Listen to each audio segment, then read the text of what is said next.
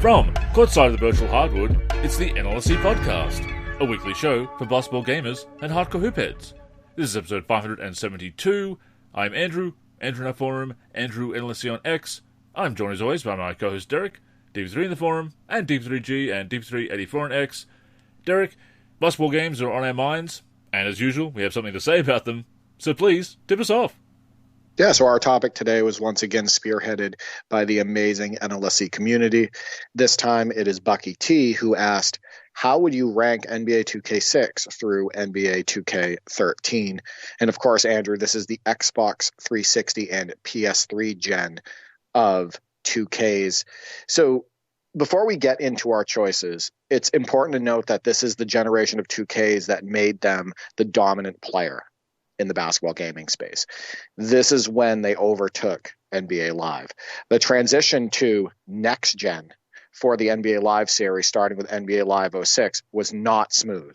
And it can be argued that they only produced two truly strong games during that time period for that generation of consoles. NBA Live 09 and NBA Live 10. Not 07?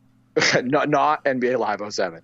Both Live 09 and Live 10, Mike Wong was a lead gameplay designer on. Mike worked on NBA 2K7 and NBA 2K8, but jumped ship to join EA and revive the NBA Live series. In an interview with IGN, this was during the NBA 2K19 release cycle, it states, Wong accepted a position at NBA 2K developer Visual Concepts, just as NBA 2K6 was wrapping up development. Wong stayed on through NBA 2K7 and 2K8 before making the decision to jump ship to 2K Sports' biggest rival, EA's NBA Live, which was trailing behind 2K in critical reception at the time. It wasn't simply a matter of money, though. Wong's reasoning was practically Machiavellian. Mike Wong stated, my twisted thinking was I was looking at where NBA Live was, and I felt like they were behind us in a lot of ways. I was also looking at my own team and thinking, there's some things I wish we could do differently. We could be different in some ways. My twisted thinking was I could go to EA and I could shore up gameplay. Then maybe there'd be this really heated rivalry between 2K and Live again, and it would push the basketball genre forward. But Andrew, after hearing that, doesn't it make you wish that someone today had this line of thinking? Yeah. That someone today, whether it be for the EA Sports NBA Live series or from another company, would say, hey, we can create competition in this space. Let's make a great basketball video game. Yeah, I mean, how awesome would that be? Like, it's fascinating to hear Mike talk about this because that's what he was trying to do, right? And now 2K is cornered that market and nobody's coming into this space. But he was trying to do what we want to happen, back in the late 2000s. Yeah, and his impact on the series was very positive. I've told the story before, meeting Mike at the NBA Live 09 community event in Canada, and the first thing he said to me was, what do you not like about the game? And that impressed me, because a lot of developers would come up and say, oh, how are you enjoying the game? What's good? Are you liking it more than last year's game or whatever? Trying to maybe go for the positive feedback first. And what he wanted to know was, what immediately jumps out to you that you don't like about this game? And I love that attitude. I think that is why he has been so successful with those 2 short years with EA and also with 2K for many years as well. Obviously loves basketball, knows a thing or two as well, but he has that right attitude throughout the years. Now, these days, there's pressure from suits to do a lot of things for the games that maybe he doesn't like and other developers don't like. It's just the way of gaming these days. But yeah, Beluba has always impressed me with his attitude. And you're not the only person to say that. There was a couple other people that I saw commenting online stating that they also met Mike at a community day for a various game or whatnot, and that he was incredibly approachable. Right. And that he asked a lot of questions and that he seemed like a really nice guy. And it's obvious that the changes that were made for NBA Live 09 were incredibly positive. That game is much stronger than NBA Live 08. In fact, you and I played it recently using the Hawks, with Josh Smith and whatnot. And we had a blast, right? Like NBA Live 09 is a pretty good game. It's fun on the sticks. It's not as deep as we'd like, but you can see the love there. Underrated. Right? You can see the love that Mike Wong put into it. Definitely underrated. But Andrew, let's get to our rankings. I'm actually going to start with my favorite game from that generation of 2Ks. I'm going with NBA 2K13. It's the NBA 2K series first game with right stick dribbling, triple threat, etc. I am all about the feel of a game, the gameplay, how a game feels in between the lines. I like to have as much control over the action as possible. And 2K13 provided that for myself and my two brothers. Thousands of hours into that game, Andrew, and we still play it today. The way going one-on-one felt, and you know I love going one-on-one, the way the post game improved due to the right stick implementation and additional control in general, the way you could pull off so many moves that you saw players pulling off in real life, it was beautiful. I also feel the shooting improved from 2K11 and 2K12.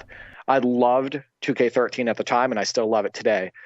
In fact, you and I revisited it recently. We played the URB and used Shaq and Penny, and we had a blast. So for better or for worse, Andrew, this was also the first 2K with a My Career mode.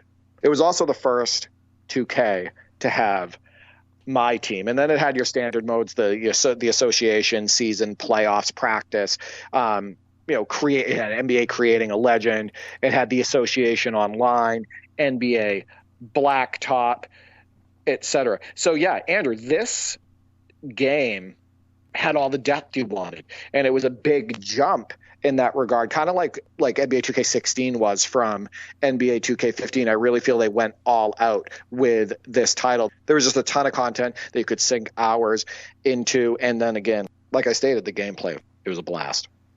Yeah, I'm going to have to be boring and also mention that 2K13 is my favorite. That's probably not going to surprise you or any of our listeners. I've talked before how much I love that game.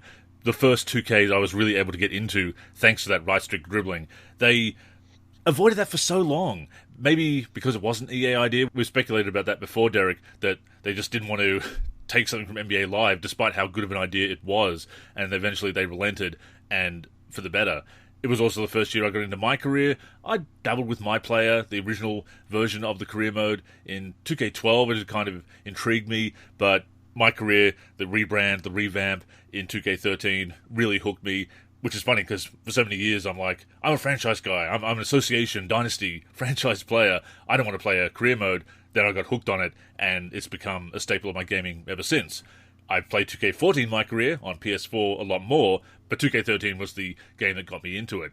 And you're right, just the polish, the depth across the board, that is a fantastic release.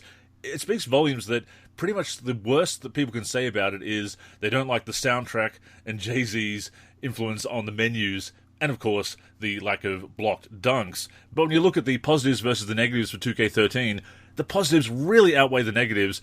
And when you can say that about a game, especially annual sports titles, yeah, you've come up with a milestone release. Yeah, I was able to get over the fact that you couldn't really block dunks and that there were auto-adjusted layups because the rest of the gameplay just felt so good. Oh, I took advantage of it in My Career, dunking all the time. Oh, we took advantage of it on each other all the time when my brothers and I were playing, whether it be a fantasy draft season or using classic teams or whatnot. Just a reminder too, obviously 2K13 did have classic teams that were, some of the teams that were still brought over from NBA 2K11 from the Jordan Challenge, and then also a few more. But it's that polish, the fact that they came out so strong out of the gate with that right stick implementation, because they really could have screwed that up, Andrew. Look what EA Sports did when they tried to switch over to hockey controls with NBA Elite 11. They really messed that up, and in turn also messed the series up as well. But anyway, so I wanted to get a little bit more into this because 2K13 is a fascinating release to me. So the player ratings in the game were mostly based off of stats from the 11-12 season, but in my opinion also based on the potential those players and teams had for the 12-13 season. So let's get into a quick 11-12 NBA season summary. Obviously, the league champion was the Miami Heat. Most valuable player was LeBron James. He averaged 27.1 points per game that year. Rookie of the year was Kyrie Irving, which makes me feel incredibly old. Andrew. Yeah. The fact that he was a rookie and, we're still watching him today, but that was 13, 14 years ago. Points per game leader, Kevin Durant, 28.0. Rebounds per game leader, Dwight Howard, 14.5. Assists per game leader was Rajon Rondo, 11.7. And win share leader, LeBron James. But again, the rosters that are in the game reflect the 12-13 NBA season. So what happened in the 12-13 NBA season? League champion, again, Miami Heat. Most valuable player, LeBron James, 26.8 points per game. Rookie of the year, Damian Lillard, 19 points per game. Points per game leader for the NBA, Carmelo Anthony, 28.7. Rebounds per game, Dwight Howard, 12.4. Assists per game, Rajon Rondo, 11.1. Win share leader again, LeBron James. So get this. These are all the players that are over 90 overall for the, quote, current, end quote, teams in NBA 2K13. We got LeBron at 98, Dwight Howard at 95, Durant at 94, Chris Paul 94, Kobe 93, Wade 93, Westbrook 93, Melo 92, Derrick Rose 92, Rondo 90, and Darren Williams 90. So 11 players over 90 overall, Andrew. Another reason why NBA 2K13 is a blast is because there are so many fun teams and players to use. So check this out. In my opinion, all of these teams are so fun to throw on the floor. The Thunder with Durant and Westbrook. The Heat with LeBron, Wade, Bosh, and Ray Allen. The Celtics with Rondo, Pierce, KG, Jeff Green, and Jason Terry. The Spurs with Duncan, Ginobili, Parker, and Kawhi Leonard, which, by the way, Kawhi in this game is 76 overall. The Pacers with Paul George, Danny Granger, David West, and Gerald Green. The Mavericks with Dirk, Vince Carter, Sean Marion, and O.J. Mayo. The Lakers with Kobe, Dwight Howard, Steve Nash, Paul Gasol, and Metta World Peace. We talked about that team on last week's show, Andrew. The Knicks with Melo, Jason Kidd, Amare Stoudemire, J.R. Smith, and Tyson Chandler. The Hawks with Josh Smith, Al Horford, Lou Williams, and Kyle Korver. The Clippers with Chris Paul, Blake Griffin, Chauncey Billups, Jamal Crawford, Lamar Odom, DeAndre Jordan, Caron Butler, and Grant Hill. That team is super fun to use in that game. The Bulls, your favorite, with Derrick Rose, Luol Deng, Carlos Boozer, Joakim Noah, Nate Robinson, Jimmy Butler, and Captain Kirk Heinrich. And think about, we talk about having trouble finding teams that we want to use, right? In certain basketball video games when we connect. There's no shortage of fun teams to use in NBA 2K13. I think the NBA was still pretty damn strong at that time. And I know that you and I were still huge fans of it at that point. So, yeah, a lot of fun teams, Andrew. Yeah, and it's not until you start reading them out that you think back, because it has been over a decade now, obviously, and thinking back to those squads and realizing, what great duos, what great trios, some really deep teams that are just fun to put on the floor. We talked about playing NBA Live 16 a few weeks back and mentioning that it was a year where it was very difficult to find teams we wanted to play with. Obviously, you had the Warriors and the Cavaliers being very strong, and there's the appeal of it being the finals matchup, I suppose, but trying to find a fun underdog team or a middle-of-the-pack team with a really fun roster, an interesting roster, we had trouble, but not so in 2K13. I remember that also being the last year that I was updating NBA Live, 2005 through 08, the rosters, the NLSC rosters for those games, so that's some added nostalgia for the season on top of that for me.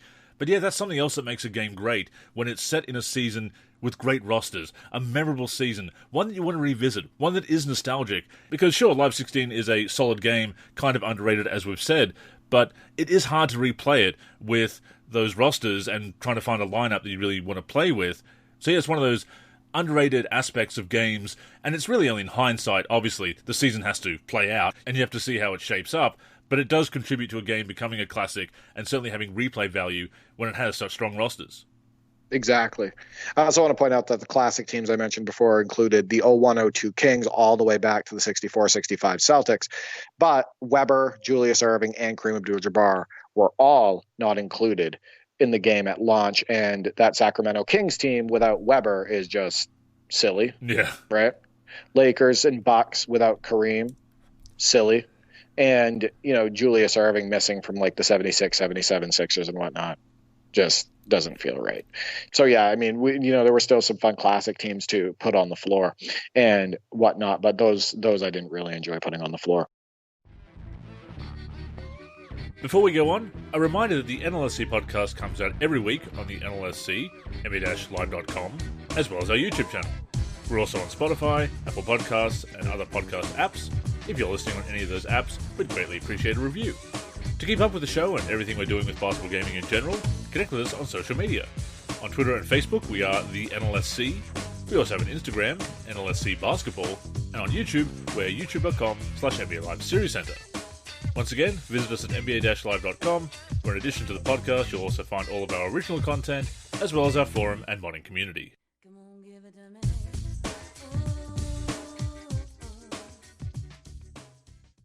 NBA 2K13 only had 24 tracks, as opposed to the PS5 gen of like 2K25, where I swear there is 100 plus. But tracks you will absolutely remember are Artist Too Short, Blow the Whistle.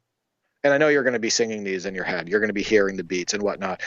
Artist Eric B. and Rakim, track I Ain't No Joke. Mm-hmm. Puff Daddy and the Family, also known as P. Diddy, and also somebody that we are not fond of. Victory, featuring the notorious B.I.G. and Busta Rhymes. Kanye West, Amazing, featuring Young Jeezy. Jay-Z, Run This Town, featuring Rihanna and Kanye West. Artist Nas, track The World Is Yours. Artist Justice, track Stress, which is actually a stressful track to listen to. Very much so, Drives me nuts. Can't stand that. Artist Jay-Z, track The Bounce. So those are some of the super memorable ones. I personally don't hate this soundtrack.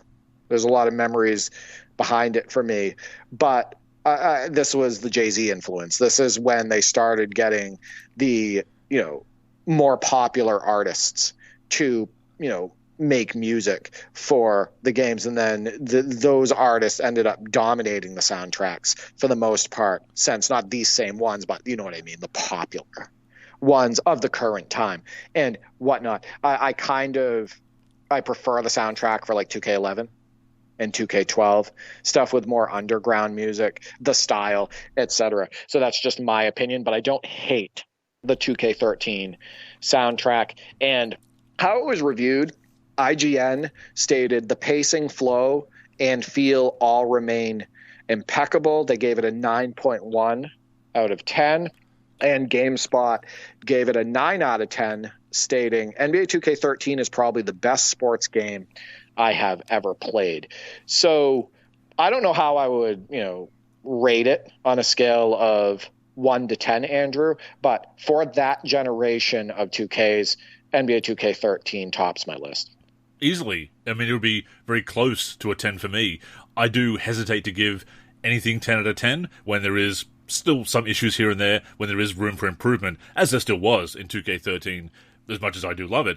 But pretty close. It is pretty close to being, for the time, a perfect game. It certainly is an excellent one, an outstanding game, my favorite of that generation. As far as the soundtrack is concerned, yeah, I really like it as well. And while I do see the logic of having a big soundtrack and updated soundtrack like they do these days, keeping it fresh, making sure that the same songs aren't repeating all the time, although that was kind of the charm, I think, of going back and playing games and hearing that soundtrack loop. Yes, Live 2000, those are 5 great tracks, but 5 was definitely too few. I think we can all agree on that. But I do think something like 20 to 30 tracks is a sweet spot. You don't have too much repetition, but if you have a really good soundtrack, then it doesn't really matter. You're pretty happy to hear it over and over again when you are in the menus, and of course it's not playing during gameplay where you are spending most of the time, so, it doesn't get old that way. But yeah, I think sometimes less is more. Agreed. So, Andrew, in second place on my list, NBA 2K11. The introduction to the ISO motion system.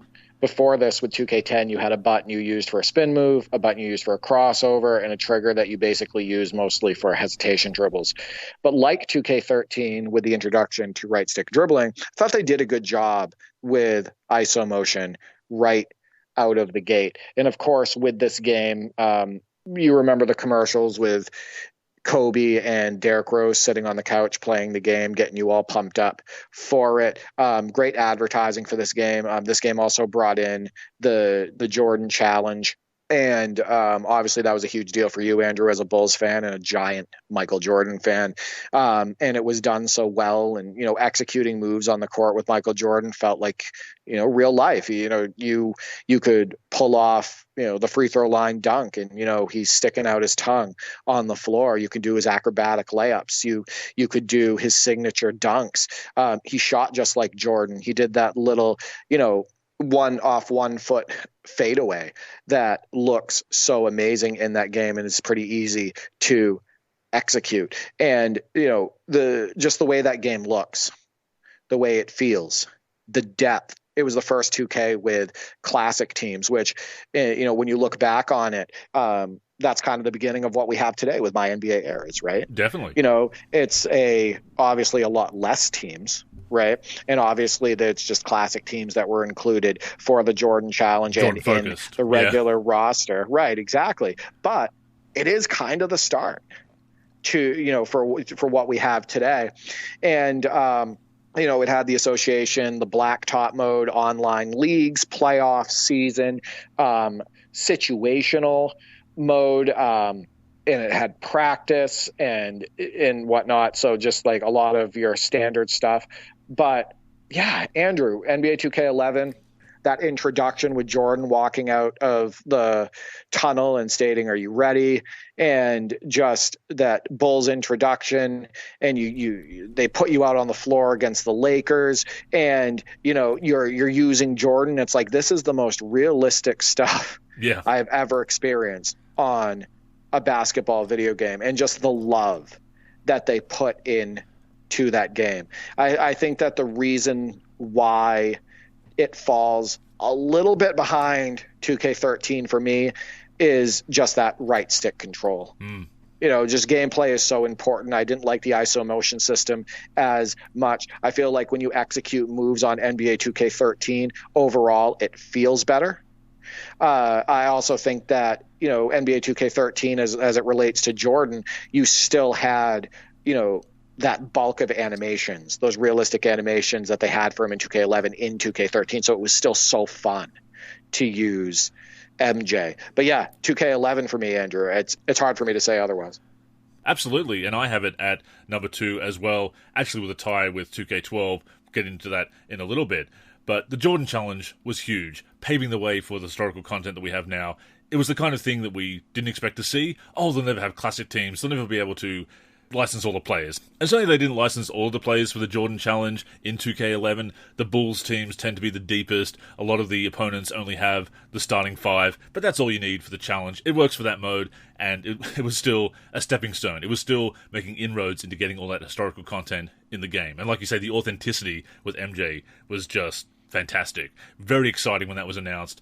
And it came along at a time when our generation, kind of in our late 20s, Derek, starting to really feel nostalgic for that NBA we grew up with, while still being huge fans of the current game, obviously. So it really came along at a great time to celebrate the NBA and NBA history, which, not to get into it again, but doesn't happen enough these days as far as respecting history. They brought the Jordan Challenge back in 2K23, and there were people saying, who wants this? Who wanted this? That would just be unthinkable for somebody to say that in NBA 2K11. I'm sure there were some people that said, who wants it? But they definitely would have been much more in the minority and kind of shouted down because this is a really cool idea. And I will say that as far as being a personal favorite, there is another game that I would rank above both 2K11 and 2K12. And I'll get into that a little later on. But as far as quality, how much I've come to enjoy it in hindsight, and how big of a release it was, 2K11 and 2K12, I do have to rank them tied for second place above a game that I perhaps enjoy a little bit more on the sticks, again, retroactively. But yeah, for such a landmark release, 5 million sales, obviously unopposed with the cancellation of NBA Elite 11, although I don't think Elite 11 would have done particularly well against 2K11, even if it did come out, unless it was, they really needed NBA Live 11, an update on NBA Live 10 to compete, and even then, the Jordan Challenge and the addition of all that content, and the overall quality of 2K11 was going to make that very difficult. As I've said, the right stick dribbling does put 2K13 above it for me as a personal favorite, and also trying to rank it more objectively.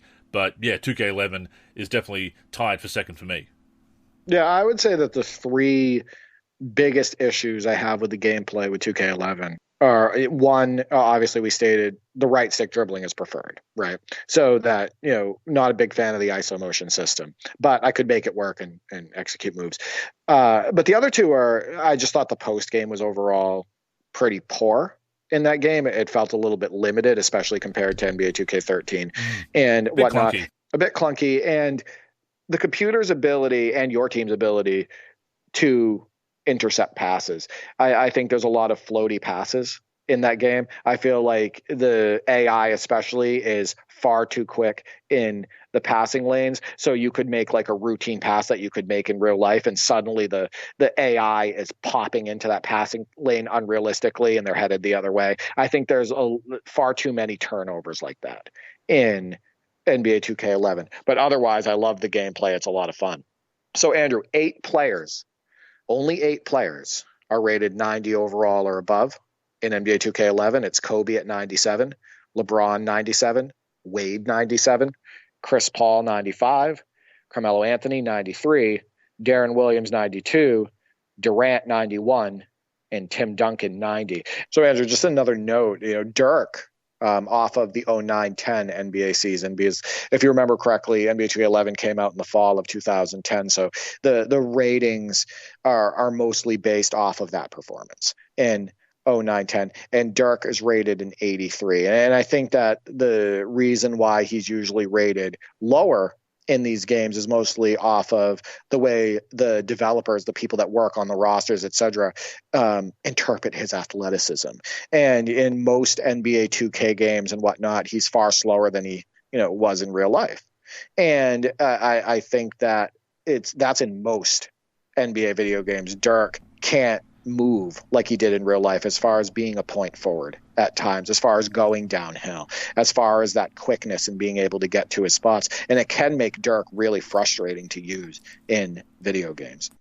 And I've noticed that about Dirk in games around that time. Also, not a great face a lot of the time. It was one of those players that has not had a great cyber face in a lot of games. But you're right, the lack of huge defensive stats, the lack of really pumped up athletic ratings, despite the fact that, as we've said before, he was a tremendous athlete in his prime. No, he didn't have a 48-inch vertical or anything like that. He's not a LeBron James, not a Michael Jordan, not a Julius Erving, but certainly a tremendous athlete. But he played point forward often. Oh, yeah, Andrew. yeah. No, and you could see him driving from the perimeter and beating people off the perimeter consistently. Good foot speed. Absolutely. He was also built, especially in the early 2000s and whatnot. He doesn't get enough credit for the athlete he was at 7 feet. Like, he's a far better athlete than Porzingis today, right? And Dirk was a 7-footer. I know Porzingis has a couple inches on him and whatnot, but imagine seeing Porzingis play point forward. Imagine seeing Porzingis take people off the dribble on the perimeter. People would be freaking out about it, right? So Dirk doesn't get enough credit for how mobile he was at that size, being able to get to his spots, that first step, being able to go downhill, handling the ball at that, like, in a point forward capacity, pushing the ball, being a one-man fast break, like, definitely doesn't get enough credit for that. And it translated into games with those lower ratings. Absolutely. I did notice that when I was fixing up the 2K10 roster, actually, to add the missing legends, went through the NBA rosters, the current rosters as well, just to check if there were any players that kind of could have a few updates. I need to comb through it again and see if there's some others that could stand to be updated, but I did notice that Dirk was really low. And obviously overall rating is not the be-all, end-all, but when an overall rating is particularly high or particularly low, there's usually a couple of errors there. So Andrew, before we move on to number 3 on our list, quick note on the 09-10 season. So again, that's kind of what those ratings in NBA 2K11 are based off of. League champion Los Angeles Lakers. Obviously, they beat the Celtics in the finals that year. Most valuable player, LeBron James, 29.7 points. Rookie of the year, Tyreke Evans, 20.1 points. And he was never the same, Andrew. He didn't turn out to be the player that people thought he would be. After his rookie year, people were talking about him becoming a star, right? That never happened. Points per game leader, Kevin Durant, 30.1. Rebounds per game leader, Dwight Howard, 13.2. Assists per game leader, Steve Nash, 11.0 on that awesome 09-10 Suns team. And win share leader, LeBron James, 18.5. So interesting stuff there. And then the rosters in that game, when you boot it up and whatnot, are based off of the beginning of the 10-11 NBA season. So in 10-11, obviously league champion Dallas Mavericks, most valuable player Derrick Rose, 25.0 points. Rookie of the year Blake Griffin, 22.5 points. Points per game leader Kevin Durant, 27.7. Rebounds per game leader Kevin Love, 15.2, Andrew. Assists per game leader Steve Nash, 11.4. And win share leader again LeBron James, 15.6. I find it funny that Rookie of the Year in NBA 2K11, Blake Griffin, he is now retired, and once again, that makes me feel incredibly old. And of course, John Wall, I don't know if he's actually officially retired, but has been out of the NBA for a few years and kind of had his career derailed by those injuries, so he's not around anymore either. Did you know that Jabari Parker is only 29? He's playing for FC Barcelona now, but, you think about Jabari Parker, and it just feels like outside of that stint with the Celtics, what was it, a couple of years ago and whatnot, that Jabari Parker is just kind of a forgotten name. He's only 29 years old. League moves on really fast. Yeah, it really does. So, Andrew, for number 3 on my list, NBA 2K12. And obviously, one of the big draws to this game was the NBA's greatest mode. It also had the enhancements to the ISO motion system where you could do a little bit more. They involved another trigger in the ISO motion system, which made you be able to execute more moves. There's more variety, etc. As you stated, the precursor to my career, it had my player, it had the association online, NBA creating a legend, NBA on the move, the association season playoffs, NBA blacktop, and practice. 9 players were over 90 overall in that game. LeBron at 98, Wade at 96, Kobe at 94, Dwight Howard at 93, Chris Paul at 93, Derrick Rose 92, Kevin Durant 92, Carmelo Anthony 91, and Darren Williams at 90. And NBA 2K12 is the brother of 2K11. Really. The gameplay is so similar. But I think where they faltered and where it kind of drops below 2K11 for me is I feel like the graphics ended up being more washed out, right? I think that NBA 2K11 is more visually appealing. And honestly, NBA 2K11 is just a legendary title because of the Jordan Challenge, because of the hit that it was, because of how different it was from NBA 2K10 in so many ways and so many positive improvements, because of the introduction to classic teams, that classic content, the Jordan Challenge and whatnot. I'd say that it's a combination of the graphics in 2K11 being better, less washed out, more enjoyable to the eye, and the fact that just 2K11 is just legendary in so many ways, and it spearheaded so much content for the series. But yeah, 2K12 is third on my list. No, I totally get it. And I love that you call them brother games, kind of like twin games, if you will. That's why I do have 2K11 and 2K12 tied for second on my list. And I will get to my number 3 pick momentarily. But they are fairly even in quality. I enjoy them pretty much equally. Love the historical content in both. NBA 2K12 was a great next step for historical content. As much as I love the Jordan Challenge, it can't just be focused around him each and every year. I mean, I'd kind of enjoy that, I suppose, but I do like the variety. Much better for everybody. Not everybody's a big fan of Michael Jordan, obviously. And it did celebrate those other players. Again, celebrating NBA history, which I love. It does bring in that wider variety of historical teams, and that is something that they've been able to build upon, and now it's gone all the way to my NBA eras as well. And once again, it is that lack of right stick dribbling that doesn't allow me to put it at number 1. I don't enjoy 2K11 or 2K12 quite as much as 2K13 because of that, but they are the most accessible games. Did enjoy them fairly well at the time. 2K13 was just such a big jump, again, with that right stick dribbling. The throwback presentation, so impressive. The fact it took them a long time for them to replicate that with my NBA eras, and I'm glad that they finally got around to doing that. And the other thing about NBA's greatest, of course, is that with the lockout of 2011, they knew they were going to have to launch with outdated rosters, with final 2011 season rosters, not including any of the rookies until the lockout was lifted and the players signed. So that was a great move to add a big new feature that didn't rely on the current NBA. Now, if you are missing a proper 2012 season roster update for NBA 2K12, my player is pretty much unplayable because you've got a couple of rookies. Ricky Rubio is there because he finally came over to the NBA. Kind of has no opposition for Rookie of the Year, basically, in my player and association with those original rosters, for that matter. But my player is definitely not as fun with all those placeholders. And then those placeholders are only there for the showcase. They disappear. So you've basically got a rookie crop of about 5 players in my player with those default rosters. Really need the update for that mode to be playable as a retro gaming experience. But yeah, 2K12, I do put it in second place along with 2K11 because of the similarities, and I enjoy them about equally. Yeah, and I want to connect on those 2 games with you, actually, because we don't spend enough time on them. Yeah. And I do think they are good games. Number 4 on my list, Andrew, is actually NBA 2K9, and that might surprise people because they've seen me uploading footage of NBA 2K10 and whatnot. So NBA 2K9, obviously KG is on the cover, right? It's the game with probably the most inflated ratings I've ever seen in a basketball video game. There's so many players that are 99 overall, so many players that are super high overall and whatnot. But what I like about NBA 2K9 over NBA 2K10 is that the action feels less canned. I feel like in NBA 2K10, there's a lot of suction. I feel like you're kind of stuck on players. A lot of times I felt like when I was playing NBA 2K9, I felt like I was a little bit more in control of the action. And obviously I love that time in the NBA as well.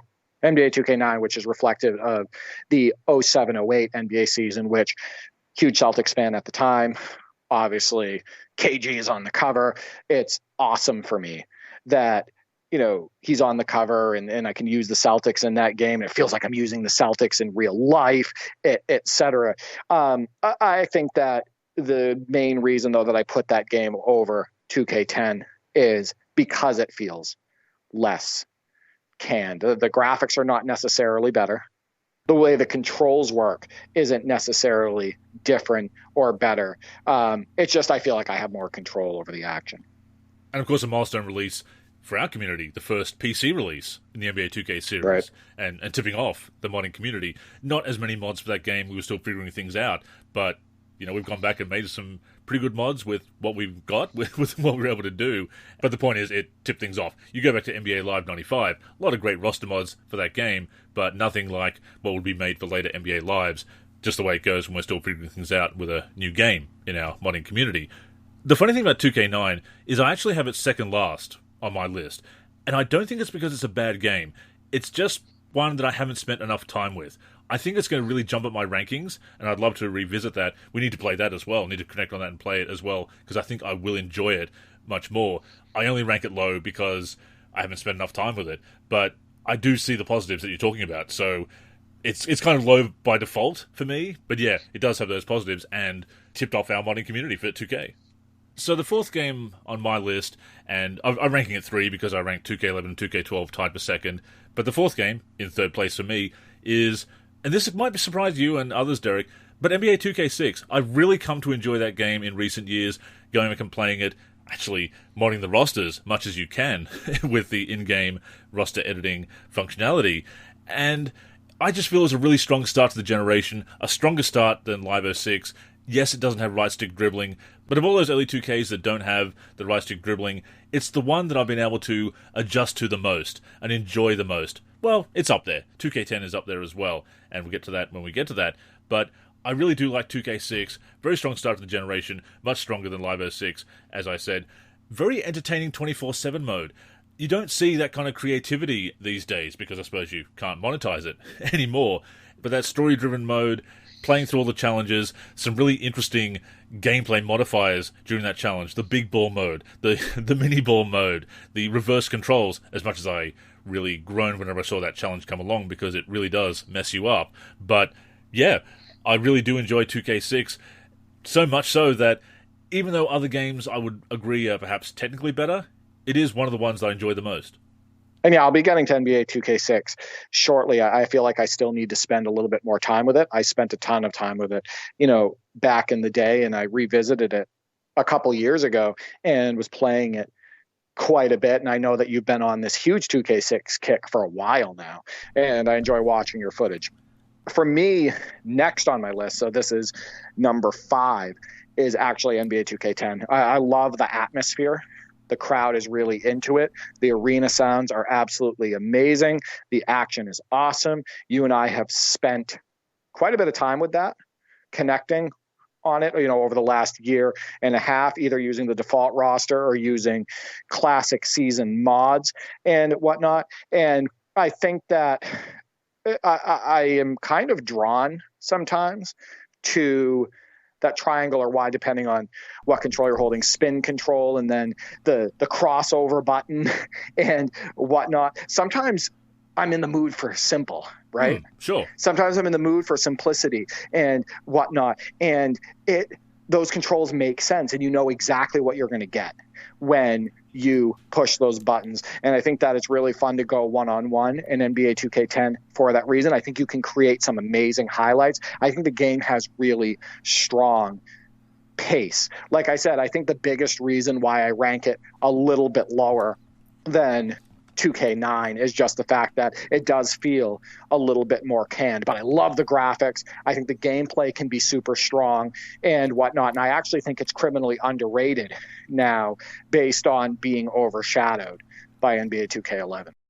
It really is one of those underrated games in the vein of an NBA Live 09, for example, or even NBA Live 10, kind of underrated. Pretty strong year for games, actually. The 2010 season games, released in late 2009, of course. 2K10, a game I've also come to enjoy more. I remember picking it up back in the day, and, I could see the positives in it, but, again, I missed the right stick dribbling. It was very hard for me to get into. In hindsight, having more openness to the 2K series, getting used to that 2K feel, that 2K style, I've been able to enjoy 2K10 a lot more. It's actually next up in my ranking as well. 4th place, 5th game on the list. Not the peak as far as controls or gameplay, but still really up there. I guess my biggest gripe with 2K10 is that the AI can be pretty cheap. We had some pretty cheap comebacks against us when we played, but that being said, I do like that the game is challenging. There are some games where, yes, you can win and win very easily, but that gets boring against the AI, whether you're playing co-op or solo. So you do want a fair challenge, and it's pretty fair for the most part. It does have its cheap moments. That's probably something that does rank it a little bit lower on my list. But yeah, I've really come to like 2K10. I'd probably say that I like NBA Live 10's gameplay a little bit more. It is a little bit simpler, and like you say, sometimes you want that simplicity, and Live 10 is simpler again, and it does feel great as well. And I love a lot about NBA Live 10, and a lot of nostalgia there as well that would rank it above NBA 2K10. But no, it really has risen up the rankings for me.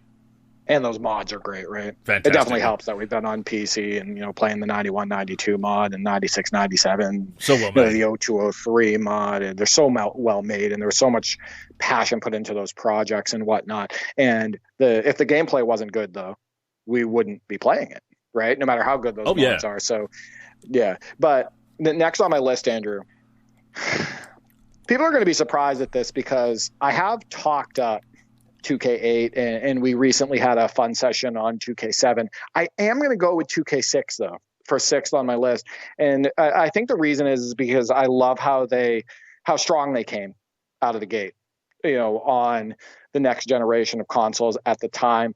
I do think that, as it relates to jersey movement, as it relates to the graphic enhancements over the PS2 generation, as it relates to how fun the pace is in that game, I think that NBA 2K6 is just an overall strong release for them.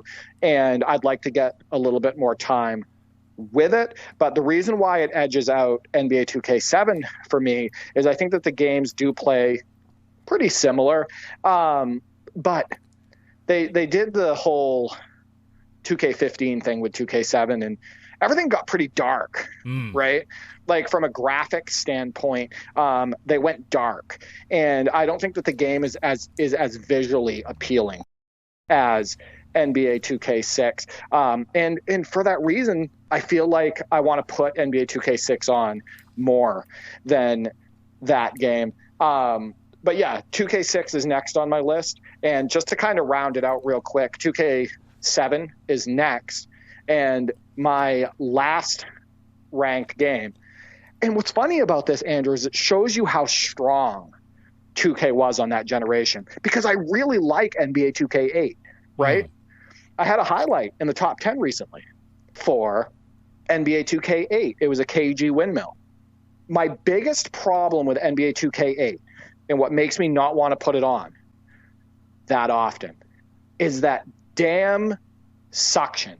Everywhere I go, and we talked about this after we had a session on it. Yeah. If I go right, I am stuck on my defender, and he is riding me wherever I go. If I go left, he's stuck to me. He's riding me. I feel like there are so many canned sequences in that game. There's a little bit of a lack of control. I have more control on NBA 2K6 and NBA 2K7. I think that things can look amazing in 2K8. I think things can feel amazing. I think the dunks look fantastic. I love the graphics on that game. I love the rosters. Like 2K8 has so much going for it, but I can't get by the fact that my first thought when I'm about to put on NBA 2K8 is I'm going to get ridden to the hoop. I'm going to get sucked into this guy. There's going to be like a force field between me and my defender and like this empty space, but he's going to be stuck to me for about 10 to 15 feet. Yeah. As I drive to the basket, or even 20 feet and whatnot. So yeah, that's why 2K8 is last on my list, but I want to state that I think NBA 2K8 is still a good game and I enjoy it. Oh, I agree. Yeah, very similar rankings to mine, actually. No surprise, to be honest. But 2K6, I wish we could play it together, but the Xbox 360 emulation just doesn't seem to be coming along fast enough to be able to play those games. I don't think that one even plays at all. Does that one actually play, or is that one that just crashes when we try to load it? Oh, no, it will load, but it moves at about 5 frames per second. Oh, that's right, yeah. Remember, it's basically just unplayable because it's sluggish. That's right. It boots, but it's not playable, basically. Yeah, that's right. Right. Oh, you can get out on the court. Yeah. But it's unplayable. You can't really play it, no. So that is a shame. I really wish that 360 emulation was coming along quicker, on par with PS3. I know there's different hardware there that they're trying to sort out and to emulate, and easier said than done, I guess, but it's just a shame that they're not focusing more on playability. That's the whole point of emulation, I would think. But anyway, maybe one day we can play that together, but we shall see. 2K7 is next on my list. It has an even better 24/7 mode than 2K6. Full-on story-driven mode and a very well-done story. Very basic story, but it's fine for the time. It's got some mid-2000s cheese, but in a very charming way. And the fact that you don't actually have to level up your player, you don't start out at some 55 or 60 overall player, you've got all the skills you need. It's just pure stick skills to beat the harder and harder squads. Very interesting approach, and I suppose you couldn't really do it these days because it is about the journey, it is about upgrading your player, and that's very ingrained, and of course it's great for microtransactions, so they're not going to get rid of it. But it just goes to show that stick skills and microtransactions don't really mix. I was really floored by that 24/7 mode, not having to upgrade, just being purely about stick skills. Really enjoyed that. Very fun playthrough of 2K7's 24/7 mode. The controls and gameplay, not quite as good as 2K6, trying to make that explosive move, turn the corner. I don't enjoy it as much, but it's still up there. I do enjoy 2K7 overall. As I said, 2K9 is solid. I do think there's a lot of great stuff there, just haven't spent enough time with it. And 2K8, it's last on my list as well. I just can't get into it. I said that in my retrospective. I've said it on the podcast, that I think it is a really well-made game. I think there's a lot of great stuff there, but I've just never been able to access it, Derek. The best sessions I've had have been co-op with you, no surprise, but I just can't get into it. The AI just doesn't feel like it plays fair. There's just so many cheap comebacks. I've always felt like I'm really fighting the game. Even when I've won, I don't really feel good or triumphant in the victory. I just really struggle to get into 2K8, which is very annoying because I do feel that there is a lot there, that there is some really good stuff there, and that it's well made overall. But yeah, it has to be last on my list because it's the one 2K from that generation that I just haven't been able to enjoy. I think your best experiences on that game, being with me, is mostly the result of you don't have to be handling the ball all the time. Yes. Right? You're playing off ball a little bit more, and you're kind of hanging out under the hoop sometimes looking for offensive rebounds. You're running the break. You don't have to have complete control, right? I find that game is the most frustrating when you're playing solo against the PC. And like I stated, I think the biggest problem that I have with it is just the fact I feel like I'm getting ridden all over the court. Yeah. It's super annoying. So, Andrew, let's recap our rankings. I have NBA 2K13 first, 2K11 second, 2K12 third, NBA 2K9 fourth, NBA 2K10 fifth, NBA 2K6 sixth, NBA 2K7 seventh, and NBA 2K8 eighth. How fitting. Indeed. I've got NBA 2K13 at number 1 as well. I ranked 2K11 and 2K12 tied for second. In third place, 2K6, fourth, 2K10, fifth, 2K7, sixth, 2K9, and seventh, 2K8. And of course, if you want to do individual, if we're not going to do ties, 2K13, 2K11, 2K12, 2K6, 2K10, 2K7, 2K9, 2K8. So those are our rankings. Let's get to the communities. At Bucky T, so T Gentry on X, formerly known as Twitter, he's the one who posed this question to us in the community. So here are his responses. He states NBA 2K13, right stick dribbling, street ball dribbles, and dunks. His list actually, Andrew, is very similar to ours. 2K10 is second for him. Visuals, presentation, solid gameplay. Yeah, just love the visuals in NBA 2K10. Great presentation, crowd super into it, etc. Underrated soundtrack as well. NBA 2K11 is next on his list. Jordan Challenge was cool. NBA 2K12, so he ranks 2K11, 2K12 like I do, one after the next. He states 2K12, the Legends mode was epic for gaming. He states NBA 2K8 is next on his list. The camera views, loud arenas. I just want to point something out with NBA 2K8. The best camera view selection in NBA 2K history. That classic cam, yeah. That crowd cam that gives you that isometric view. How the hell have they not brought that back? Right? That is the perfect isometric view of the action. So I'd love to see that in a future 2K. So I'm glad he actually brought that up.